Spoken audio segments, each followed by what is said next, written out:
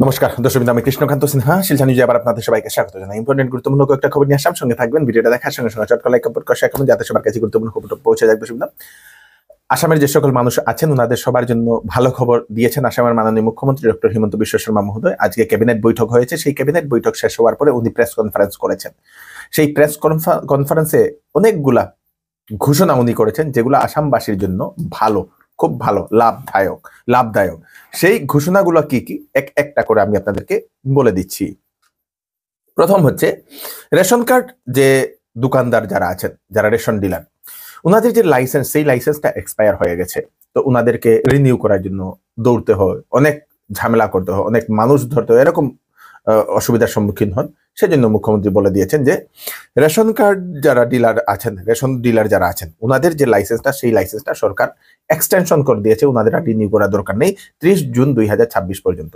30 June 2026 পর্যন্ত ওনাদের লাইসেন্সটা রিনিউ করার দরকার নেই, এটা অটোমেটিক রিনিউ হয়ে গেছে। সরকার সেটা রিনিউ করে দিয়েছে বলে সেটা জানিয়েছে। দর্শক, ক্যাবিনেট বৈঠকে সেটা সিদ্ধান্ত নিয়ে নেওয়া হয়েছে।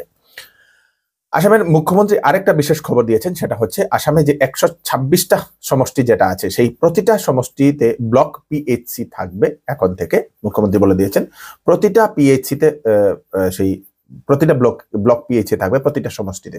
মুখ্যমন্ত্রীর কাছে একটা যদি বড় হয়, ব্লক হয়, তাহলে 2টা পিএইচসি থাকবে বলে মুখ্যমন্ত্রী বলে দিয়েছেন। এবং মুখ্যমন্ত্রীর কাছে আরেকটা নিবেদন যে প্রতিটা পিএইচসিতে একটা এক্সরে মেশিন রেখে দিলে ভালো। এখন তো ব্লাড টেস্ট হয়, সেগুলোতে একটা এক্সরে মেশিন যদি রেখে দেওয়া হয় তাহলে ভালো।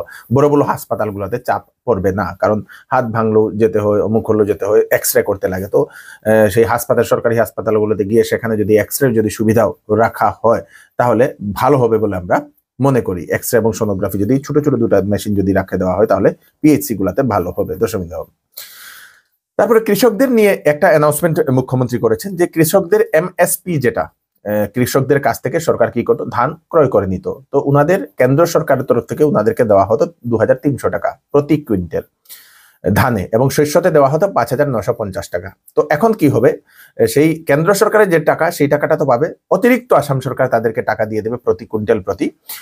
1 এপ্রিল থেকে সেটা লাগু হবে। সেই ধানে 250 টাকা এক্সট্রা, মানে 2300 টাকার সঙ্গে 250 টাকা এক্সট্রা, এবং সেই শস্যতে 5950 টাকার সঙ্গে 500 টাকা এক্সট্রা পার কুইন্টাল দেওয়া হবে কৃষকদের, যারা সরকারের কাছে ধান বা শস্য বিক্রি করেন তাদেরকে। দর্শক, দরং জেলাতে নতুন মেডিকেল কলেজ বানানোরও মুখ্যমন্ত্রী ঘোষণা করেছেন। তার জন্য 572 কোটি টাকা অনুমোদন করা হয়েছে।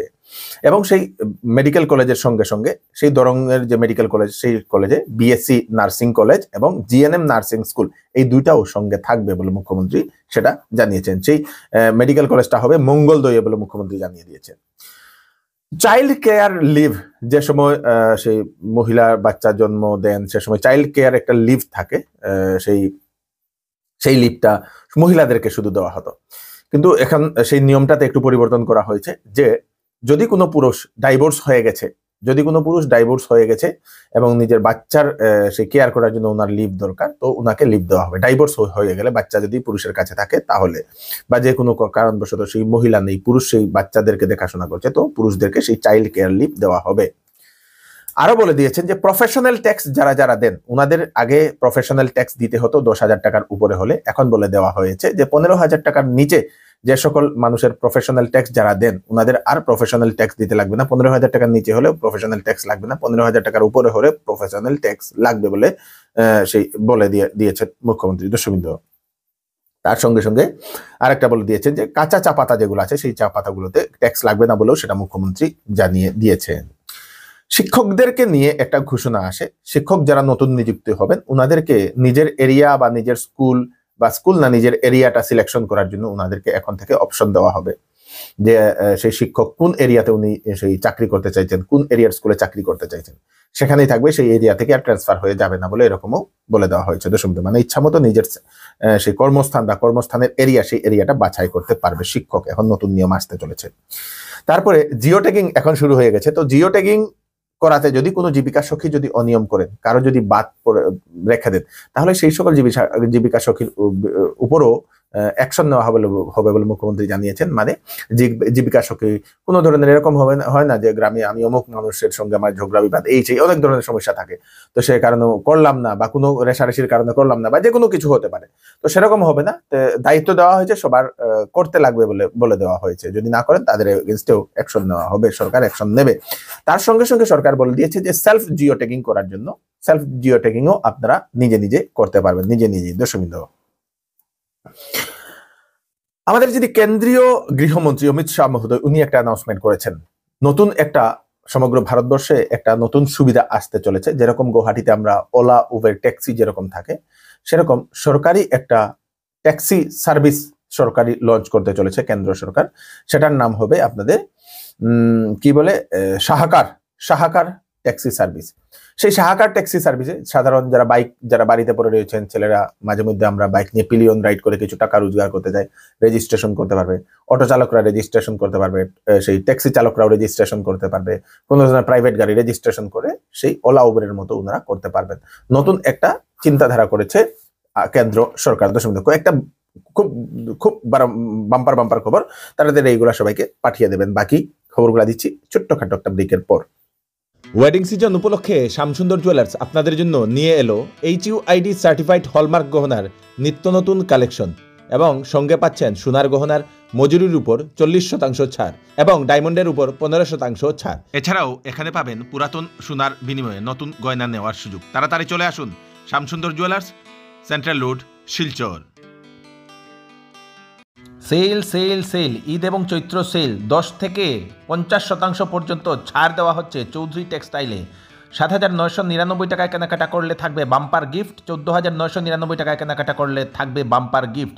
অফার সীমিত 16 মার্চ থেকে 15 এপ্রিল পর্যন্ত। 10 দিনের ভিতরে কাপড় পছন্দ না হলে আপনারা টাকা ফেরত নিতে পারবেন। তাড়াতাড়ি করুন, চলে আসুন চৌধুরী টেক্সটাইল, ফাটক বাজার, গলি নম্বর 2, শিলচর। আজকে হচ্ছে বারুণী মেলা। সেই বারুণী মেলাতে সিদ্ধেশ্বর যে মন্দির, সেই সিদ্ধেশ্বর মন্দিরে প্রায় 40 থেকে 50 হাজার মানুষের সমাগম বলে সেরকম জানা গেছে। এবং সেখানে দেখা গেছে, মানে সেখান থেকে একটা দুঃখজনিত খবর আসে, সেই বারুণী মেলাতে স্নান করতে গিয়ে বরাক নদীতে তলিয়ে গেল একজন যুবক। সেই যুবকের নাম হচ্ছে বিশ্বজিৎ আচার্য, বাড়ি হচ্ছে শ্রীভূমি জেলার শ্রীভূমি প্রাক্তন করিমগঞ্জ শ্যামাপ্রসাদ রোডে।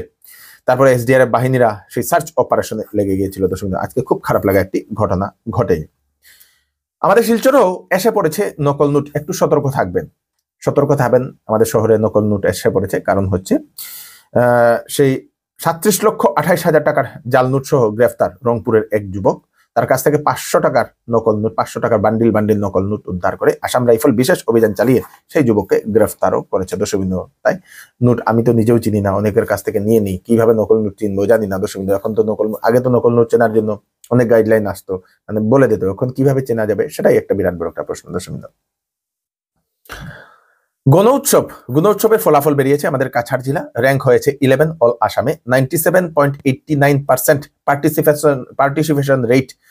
সেই পার্টিসিপেশন রেট পেয়েছে আমাদের কাছাড় জেলা। দর্শকবৃন্দ, আসামের যে সকল বাজার আছে, পঞ্চায়েত এরিয়ার বাজার বা যে কোনো ধরনের বাজার হতে পারে, যে সকল বাজার আছে সেই সকল বাজারের জন্য আসামের মাননীয় মুখ্যমন্ত্রী একটা নিয়ম সেই ক্যাবিনেটে সেটা ঘোষণা করে দিয়েছেন যে বাজারে যে সকল পার্মানেন্ট দোকানদার আছে ওনাদের কাছ থেকে মহালদার ট্যাক্স সংগ্রহ করতে পারবে, পার্মানেন্ট যারা দোকানদার আছে। কিন্তু যারা টেম্পোরারি দোকান দিচ্ছেন, কেউ সবজি নিয়ে আসছে, কেউ ডিম নিয়ে আসছে, কেউ শাকসবজি নিয়ে আসছে, কেউ কিছু মাছ নিয়ে আসছে, কেউ পান নিয়ে আসছে, কেউ সুপারি নিয়ে আসছে, এরকম দেখা যায়, কেউ কিছু ফল নিয়ে আসছে, বিক্রি করছে বাজারের এদিকে এদিকে বসে। তো এরকম কোনো ব্যক্তির কাছ থেকে কোনো ধরনের টাকা মহালদার সংগ্রহ করতে পারবে না বলে আজকে মুখ্যমন্ত্রী সেটা জানিয়ে দিয়েছেন। সেটাও ক্যাবিনেটে সিদ্ধান্ত নিয়ে নেওয়া হয়েছে। তো বাজারে যে সকল ক্ষুদ্র ব্যবসায়ী যারা আছেন, কেউ দুধ যে কোনো কিছু নিয়ে আসে, কেউ মাছ ধরার জিনিস নিয়ে ওনারা বিক্রি করছেন, জাল বিক্রি করছেন, এরকম আছে না, তো সেই রকম মানুষদের কাছ থেকে কোনো ধরনের ট্যাক্স বা কোনো ধরনের কর সংগ্রহ করতে পারে না মহালদার। কাউকে টাকা দিতে লাগবে না, আপনারা বসবেন। মুখ্যমন্ত্রী সেটা অ্যানাউন্সমেন্ট করে দিয়েছেন। এবং বাজারে যে সকল পার্মানেন্ট যারা ব্যবসায়ী যারা দোকান দিয়ে আসছেন তো বাজারের ভিতরে, তো তাদের কাছ থেকে যাতে অতিরিক্ত টাকা যাতে সংগ্রহ না হোক, অতিরিক্ত টাকা যাতে না নেওয়া হোক, তার জন্য পুলিশ ভেরিফিকেশনেরও ব্যবস্থা করা হয়েছে বলে মুখ্যমন্ত্রী সেটা জানিয়ে দিয়েছেন। ট্রেডিং কেলেঙ্কারির অভিযুক্ত শাকির আহমেদ ও তার ভাই জাবির আহমেদকে পুলিশ কলকাতা থেকে বদরপুরে নিয়ে এসছে। দর্শকবৃন্দ, তদন্ত শুরু হয়ে গেছে। দর্শকবৃন্দ, পুলিশ কলকাতার একটি জায়গা থেকে তাদের দুজনকেও গ্রেফতার করে নিয়ে এসছে। রাতের বেলায় পাঁঠার মাংস এনে স্ত্রীকে রান্না করতে বললে তারপরে রাগে নাকি স্ত্রী সেই একটা রড দিয়ে নিজের স্বামীর মাথার উপর বাড়ি মারে, স্বামী হাসপাতালে ভর্তি। এরকমই একটা চাঞ্চল্যকর খবর আসে দর্শকবৃন্দ। ত্রিপুরা রাজ্যের উদয়পুরের সেই টেপানিয়া 2 নং ওয়ার্ডে এই ঘটনাটি ঘটেছে। একজন ব্যক্তি, সেই ব্যক্তির নাম হচ্ছে দীপক ঘোষ, রাত্রিবেলা সেই পাঁঠার মাংস নিয়ে বাড়িতে চলে আসে স্ত্রীকে বলে। তারপরে স্ত্রী যে সময় একটু করে স্ত্রীর সঙ্গে তর্কাতর্কি ঝগড়া হয়, তারপরে দস্তাদস্তি হয়। তারপরে সেই স্বামী নাকি পাশে একটা রড ছিল, ঘরের যে কোনো একটা রড ছিল, সেই রড দিয়ে স্ত্রীকে বাড়ি মারার যে সময় যাচ্ছিল সে সময় স্ত্রীকে বাঁচানোর জন্য পুত্র যায় এবং স্ত্রী সেই রডটা নিয়ে নিজের স্বামীর মাথার উপর বাড়ি মারে। তারপরে সেই স্বামী গুরুতরভাবে আহত হয়ে রক্তাক্ত অবস্থায় তাকে হাসপাতালে নিয়ে যায়। পুলিশ ঘটনার তদন্ত করছে। দর্শকবৃন্দ, এটা বিরাট বড় একটা স্ক্যাম। সেই স্ক্যামের খবর শুনলে আমি খুব হাসলাম দর্শকবৃন্দ। এই স্ক্যামটা শুনে, এই স্ক্যামের খবরটা আসে আমাদের যে পার্শ্ববর্তী যে দেশ, আমাদের বলতে পারবো পার্শ্ববর্তী, ভারতের পার্শ্ববর্তী দেশ পাকিস্তান থেকে। পাকিস্তানে একজন ব্যবসায়ী তার আছে অনেকগুলা মুরগি। সেই মুরগিকে ও কি করে সবুজ রঙের রং দেয় এবং সেইগুলা অনলাইনেও 6,500 টাকা করে বিক্রি করতো দর্শকবৃন্দ। এরকম করতে করতে পুলিশের ঝালে সেই ব্যক্তি পরে দর্শকবৃন্দ 150-200 টাকার মুরগি 6,500 টাকা করে বিক্রি করতো দর্শকবৃন্দ। কি যে বিজনেস আইডিয়া, সেই বিজনেস আইডিয়াটা আপনাদের কেমন লাগলো সেটা কমেন্টে নিশ্চয়ই জানাবেন দর্শকবৃন্দ। তো আজকে বেশ কয়েকটা আপডেট আমি আপনাদেরকে দিয়ে দিলাম, লাভের কয়েকটা আপডেট, তাড়াতাড়ি সবাইকে পাঠিয়ে দেবেন যাতে সবার কাছে পৌঁছে যায়। আমি কৃষ্ণকান্ত সিনহা আবার নতুন আরেকটি ফ্রেশ আপডেট নিয়ে আবার আপনাদের সবার সামনে ফিরে আসবো। ততক্ষণ আপনারা সুস্থ থাকবেন, সেফ থাকবেন। ধন্যবাদ।